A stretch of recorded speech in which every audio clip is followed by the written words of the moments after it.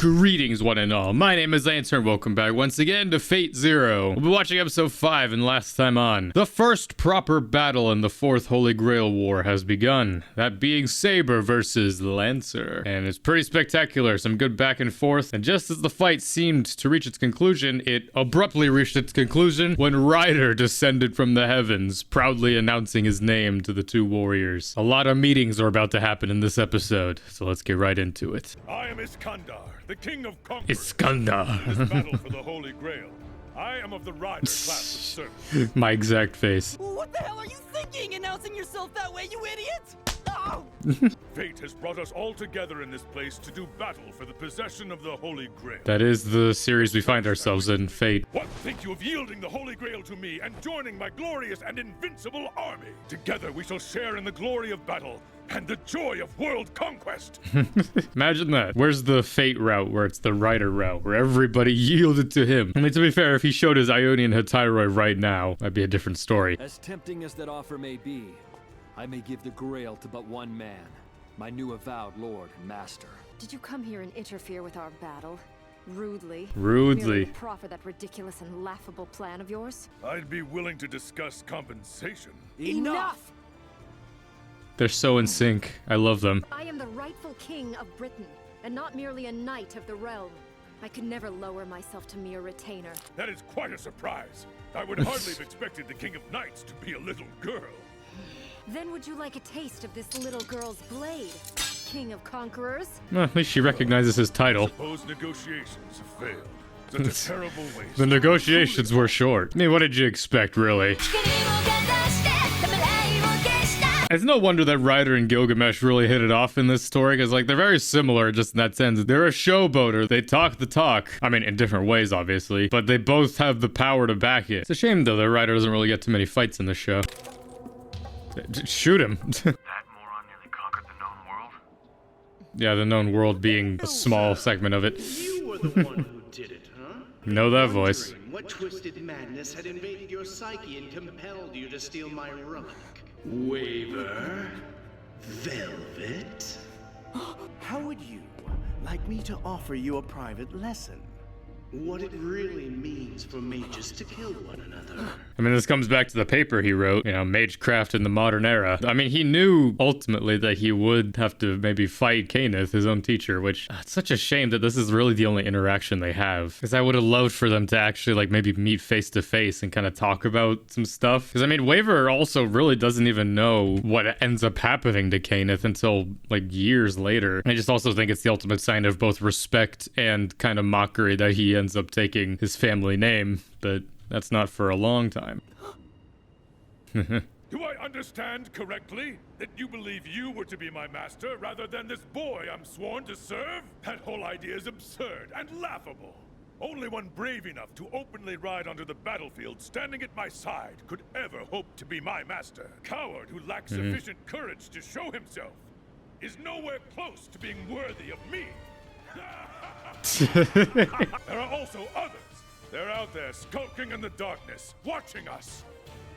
Saber and Lancer, your duel was magnificent. One of the best in this show. I mean, again, the what if scenario. What if Cainith actually succeeded in summoning Ryder? Who would have ended up being the Lancer Master then? I mean, Cainith was quick to then find another relic at the last fucking minute. Because, I mean, that's the interesting part about this as well. Because that's how you prepare ultimately for the war. It's like you try to get a relic associated with a well-known servant, which again, King Arthur, Gilgamesh, Alexander the Great. It's no wonder these guys are some of the most powerful servants. That's why, like, I love the Fourth Holy Grail War, because really, a lot of the more powerful servants all across the board. There's no real weak servant here. And that's why, like, the Fifth War, the servants are cool, but, you know, none of them feel that imposing, other than, like, Berserker. Heroic spirits, born again through the Holy Grail, gather here and now. Those too craven and cowardly to show themselves here tonight will draw the vicious scorn of Iskandar. This is not good. Yep, because you know who's not gonna stand being called a coward. So, two lesser beings dare to name themselves kings. Always up in my high. royal presence. I fail to see where the problem lies, servant, for I am Iskandar. I am What Iskandar. nonsense. You are deluding yourself. I am the one true king of the world. If you're that insistent of your claim, then why not name yourself? No true king should be troubled by something as simple as giving his name to those he wishes to challenge. Right, Saber? You dare not even know my name? I mean, that's how time works, buddy. People take up the mantle. Me, the one true king? If you cannot now discern my identity, then your ignorant blindness will serve to seal your doom! A shot that I've seen so many times, just that of him looking down like that. That is his noble phantasm. The most loose term of archer. One more servant, though. The light in the dark.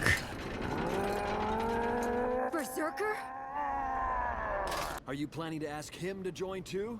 Perhaps not. He doesn't seem terribly interested in civilized negotiations of any kind. He doesn't seem like he's gonna talk. How powerful a servant is this monster? I don't know. I can't really tell. You're supposed to be able to sense all their strengths and weaknesses, aren't you?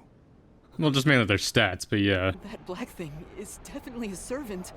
Don't call it a black thing. Status or anything else. It is a cool master ability that I feel like isn't delved into a lot. Yeah, just being able to look at a servant and see the stats around it, which, I mean, it's only in Unlimited Blade Works where, like, we see it from Rin's perspective, where she sees, like, oh yeah, S, A, B, B, C, A. Because, I mean, it's, what, strength, agility, defense, mana, luck, and noble phantasm, which, depending on what you are ultimately, is, like, what your S rank is. But there's also EX, which is above all that, which... That spirit has some curse or other ability. It fully conceals nearly everything about him. It's like your sword. With 4 other servants present, we have to be very careful. You figured it'd just be a free-for-all at this point. Keep watching, assassin. I'll look for berserkers, master. What you looking at, huh? You like what you see? Who gave you permission to look upon me? May your death provide me some modicum of entertainment. Mongrel. I like that they shake before they fire. He's rather nimble.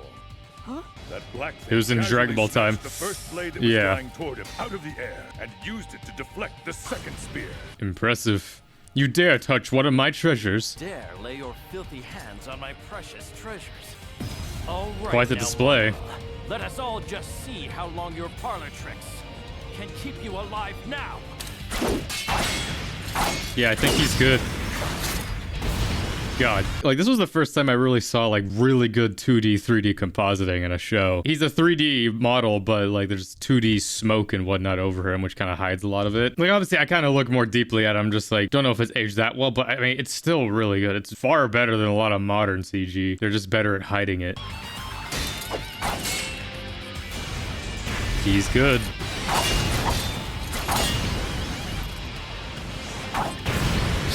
A little more explosive than Saber and Lancer's fight. Yeah, fucking Gilgamesh in this, like, he gets countered a lot by other abilities. Gilgamesh is definitely one of the more powerful ones, but, like, once you kind of know the trick, he's not unbeatable. Again, like, servants in the Grail War, it's kind of like a rock, paper, scissors kind of thing. Once you negate his Gate of Babylon, Gilgamesh, like, he's not a good hand-to-hand fighter, especially in his archer form.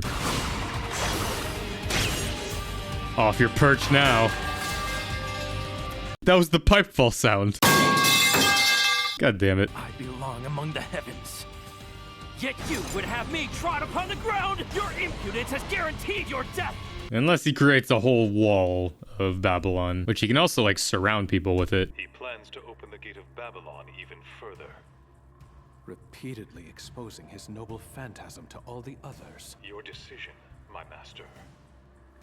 A rash decision. By the power of my command seal, King of Heroes, quell thine anger and withdraw. You dare to order a king to withdraw? To leave the fight undone? You have much nerve, Tokiomi. Figured he would have been more pissed about that. You dare use a filthy command seal on me. By our next meeting, see that you've culled your numbers. Only a true hero is worthy to look upon my glorious presence. You figured every servant is here other than Castor, but Castor's watching. They've all been drawn out. You know some of the masters are here? You could end the war right here and now, or at least, you know, make it easier in the long term. Imagine he just unleashes Aya just right here.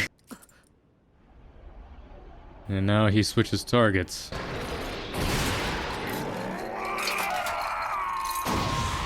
Iris Field! Corrupting the pole. She's down a thumb as well. Whatever he grabs onto with his hands becomes his noble phantasm. That's so broken. Imagine he grabs a person and just starts swinging them around. Have you gotten any visual on Berserker's master? No, I haven't. He's around. It's a hell of a first battle. It's almost like he's using it like a lance. Pride cometh. You see, Saber has a prior engagement. She's engaged to me. What are you doing, Lancer? This is your chance to defeat Saber and take her out of play. I, Deermoot, will defeat Saber. I swear it upon my honor. If you insist I kill her here and now, then I will first defeat that mad dog Berserker. With my command seal, I order you. My lord! You are to help Berserker kill Saber. What does Berserker gain from this, really? Lancer!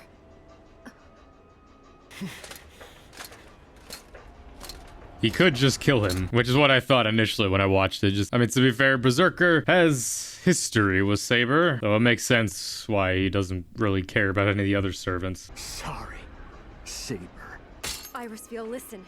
I shall hold them here. The war could have shifted in so many directions from this. It's all right, Saber. Please believe in your master. Yeah, Kiritsugu is here? of course he is. Everybody's fucking here. I'll kill Lancer's master now. Probably should have started with that. Proceed with your attack of assassin on my mark. 5, 4, 3, Still one other servant here. 1.